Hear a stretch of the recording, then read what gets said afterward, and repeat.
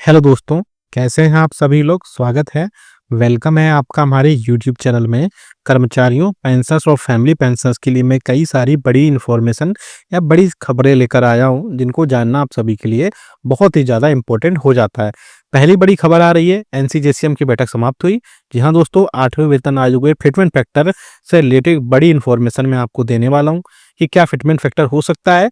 साथ ही साथ fitment factor क्या एक समान होगा सभी ग्रेड पे के लिए, सभी पे लेवल के लिए, उस पर भी हम यहाँ पर बात करने वाले हैं।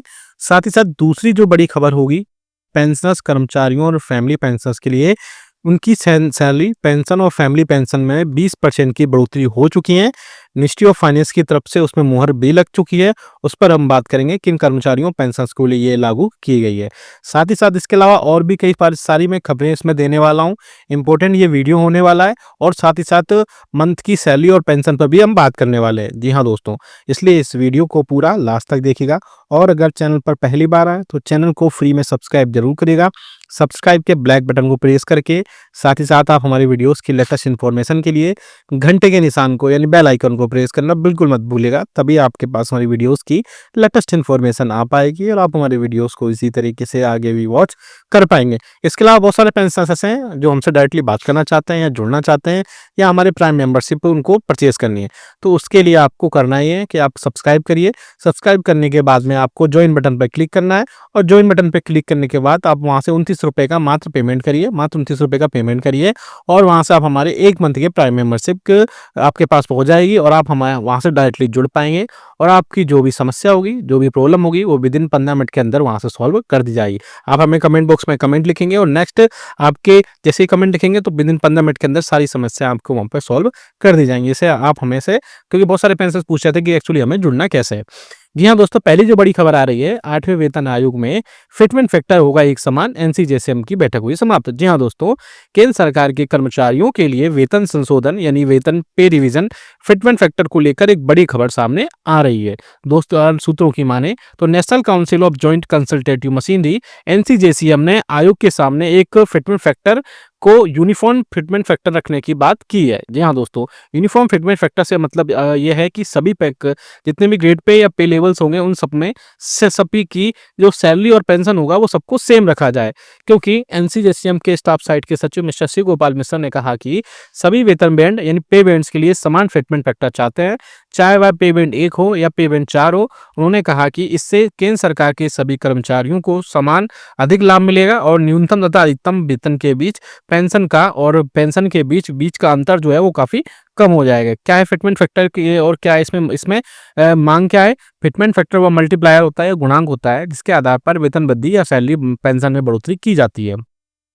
सातवें वेतन में आयोग में अलग अलग पे बैंड्स के लिए हिसाब से अलग अलग फिटमेंट फैक्टर उसके लिए अलग अलग था। पे बैंड 1 के लिए 2.57 था, पे बैंड 2 के लिए 2.62 था, पे बैंड 3 के लिए 2.67 था, वहीं पे बैंड 4 के लिए 2.72 था और जो अपेक्स पे लेवल है उनके लिए फिटमेंट फैक्टर था वो 2.81 तक पहुंच गया। तो ऐसे में बहुत सारे जो कर्मचारी और पेंशनर्स थे उनको वहां पर सही सभी जो वेतन बैंड्स के हिसाब से समान फिटमेंट फैक्टर नहीं मिल रहा था। इसे में एनसीजेसीएम का कहना है कि 8वें वेतन आयोग में इस असमानता को, इस एनोमोलीज को खत्म कर दिया जाए और सभी वेतन बैंड्स के लिए समान फिटमेंट फैक्टर लागू किया जाए जिसमें एनसीजेसीएम की प्रमुख मांगे थी कि सभी के लिए समान फिटमेंट फैक्टर हो, सभी कर्मचारियों को एक समान वेतन गुणांक मिले जिससे वेतन असमानता को कम किया जा सके।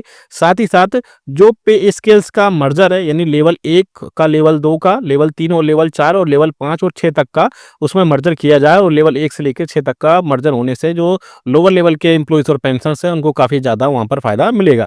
साथ ही साथ जो एमएससीपी है यानी मॉडिफाइड एश्योर्ड करियर प्रोग्रेशन है उसमें सुधार किया जाए और पे स्केल के विलय से यानी मर्जर से उनमें पे स्टेग्नेशन की समस्या दूर होगी और न्यूनतम और अधिकतम वेतन की असमानता को दूर करना बहुत इंपॉर्टेंट है।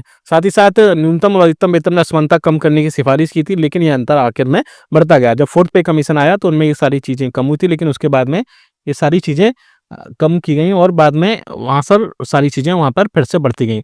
इसमें सरकार का क्या रुक गया, सरकार ने 8वें वेतन आयोग के गठन को मंजूरी दे दी है। इसमें 1 चेयरमैन और 2 सदस्य हो सकते हैं। यह आयोग अपनी रिपोर्ट तैयार करने से पहले कर्मचारी संगठनों से चर्चा करेगा। साथ ही साथ एनसीजेसीएम के अनुसार 7वें वेतन आयोग में रैशनलाइजेशन इंडेक्स लागू न किया गया तो फिटमेंट फैक्टर 3 से लेकर 3.68 के बीच होता हुआ दिखाई दे रहा है। अब सबकी नज़रें 8वें वेतन आयोग के हिसाब से सिफारिशों और सरकार के अगले कदम पर होंगी। साथ ही साथ आप हमें कमेंट करके बताइए कि क्या आपके हिसाब से क्या फिटमेंट फैक्टर होना चाहिए, या फिर क्या 8वें वेतन आयोग में कर्मचारियों को कितना लाभ मिलेगा या कितना प्रतिशत तक लाभ मिल सकता है। ये सब चीज़ें आप हमें कमेंट बॉक्स में कमेंट करके बताइएगा और आपके हिसाब से हमें बताएगा कि इन सब चीज़ों में कितने प्रतिशत तक की बढ़ोतरी देखने को मिल सकती है। अब बात करते हैं दूसरी, जो कि निकल कर आ रही है, 20% अतिरिक्त पेंशन का आदेश जारी हुआ। होली से पहले अतिरिक्त मिलेगी पेंशन आपको। जी हाँ दोस्तों, खबर निकल कर आ रही है मध्य प्रदेश सरकार की तरफ से, जहां आपने पेंशनरों को होली से पहले अतिरिक्त पेंशन की बड़ी सौगात दी है।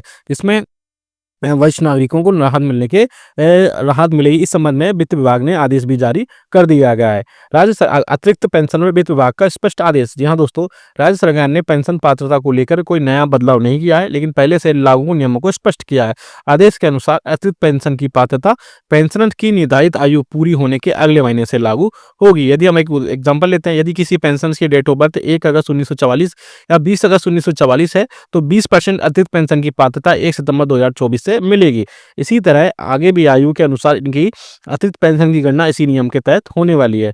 और इसके अलावा यदि कोई पेंशनर 100 वर्ष की आयु पूरी कर लेता है तो उसे 100% अतिरिक्त पेंशन का लाभ मिलेगा। वहीं इस प्रकार की प्रक्रिया में कर्मचारियों पेंशन को थोड़ा सा लाभ मिलेगा जानी। और इसके अलावा आपको पता ही है कि जो राज्य सरकारें भी धीरे धीरे जो 80 से 85 साल में 20% का, 85 से 90 30% का, 90 से 95 40%, 95 से 100 50% और 100 से अधिक या 100 से अधिक पर 15% मिलेगा। ऐसे में मध्य प्रदेश के कर्मचारियों को लिए थोड़ी सी राहत मिलेगी, क्योंकि पहले जो नियम थे वो बहुत ज़्यादा स्पष्ट नहीं थे। अब स्पष्ट होने के बाद कर्मचारियों पेंशन और फैमिली पेंशन के लिए वहाँ पर फिर से चीज़ें ऐड होना स्टार्ट हो जाएंगी।